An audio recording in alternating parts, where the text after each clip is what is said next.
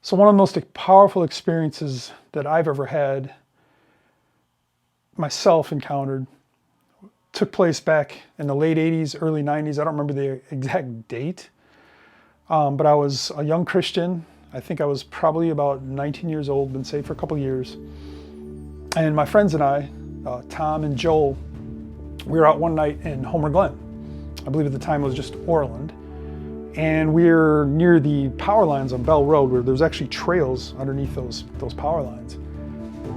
So we're out there riding our motorcycles, not thinking much of it. And at one point we noticed that there was this group of kids that were walking into the woods nearby. And as we kind of observed that, we noticed, oh, there's a fire, oh, there's a party. And what we did back in the day is we would go to parties and we would just, hey, and we'd tell people about Jesus. But it was always kind of a one-on-one thing. So we're like, okay, let's go over there and talk to these kids. Now, when we did that, we decided we would pray before we went out there. And we took maybe, a few minutes to pray, the three of us.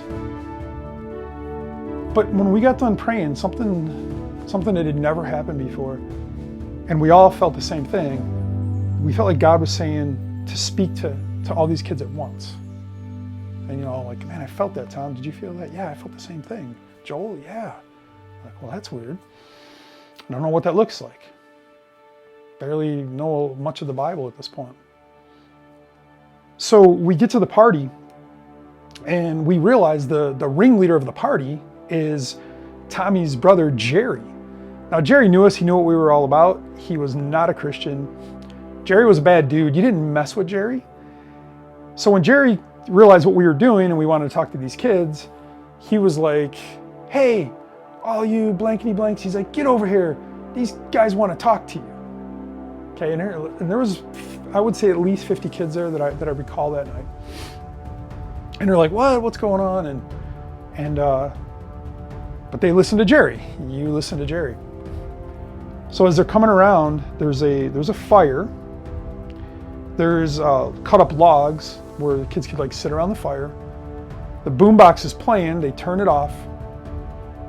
And as they're approaching, we all kind of look at each other. Well, who's going to talk to him? And somehow I got the short straw, and they're like, well, you talk to him, Jay. And I'm like, okay. And I'm really not sure, how do you do this? Well, I don't remember. I talked to Tom recently, and he was remembering some things. As far as how there was a ladder next to the fire, I just remember the ladder being there, but apparently Jerry had gotten the ladder and put it there next to the fire and said, hey, go talk to him from the top of the ladder. Which either way is weird, but I was like, okay, I guess I'll do that. And as I'm climbing up the ladder, some kids started yelling out, hey, get the blank off that ladder. And then another kid would say, shut up and let him talk. So there was all this commotion, and Jerry quieted him down.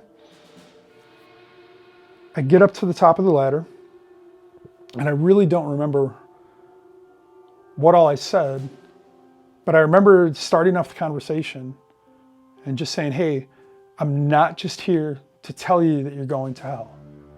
When I talked to Tommy, he reminded me of one of the things I said, and I didn't remember this, but he said I had told the kids, God will show himself that he's real to you to the extent of that you will acknowledge your sin.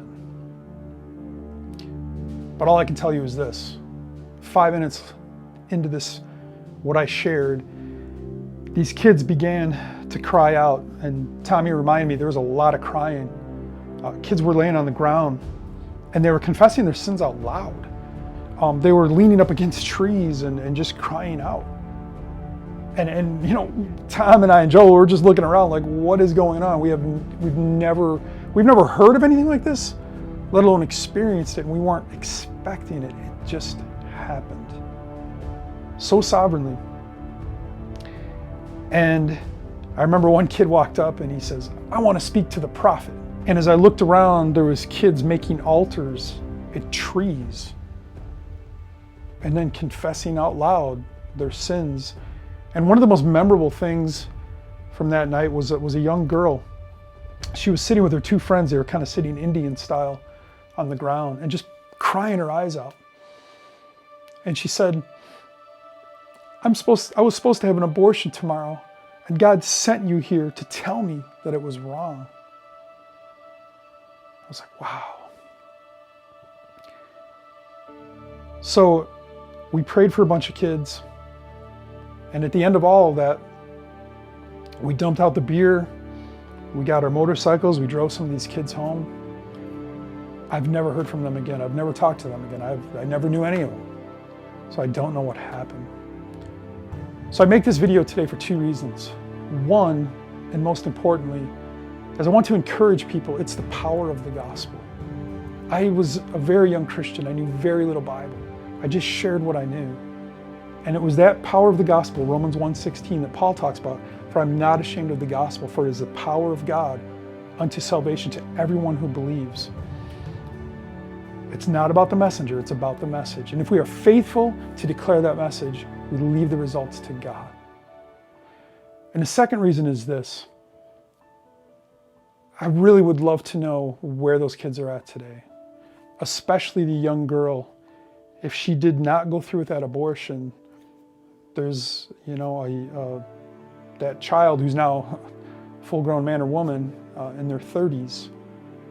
I don't know if they've ever heard that story. I don't know if their mom ever told them that story. But I would love to find that out. So if you're out there, please reach out, connect with me, and share that testimony. So I want to encourage you with this, that if we will be bold in sharing the gospel of Jesus Christ, He will use you. If you will be faithful to the message, don't compromise it. Don't try and make it look less than it is. Don't try and make it look more than it is. But declare the simple gospel and let God use you to be the salt and the light that you were created to be.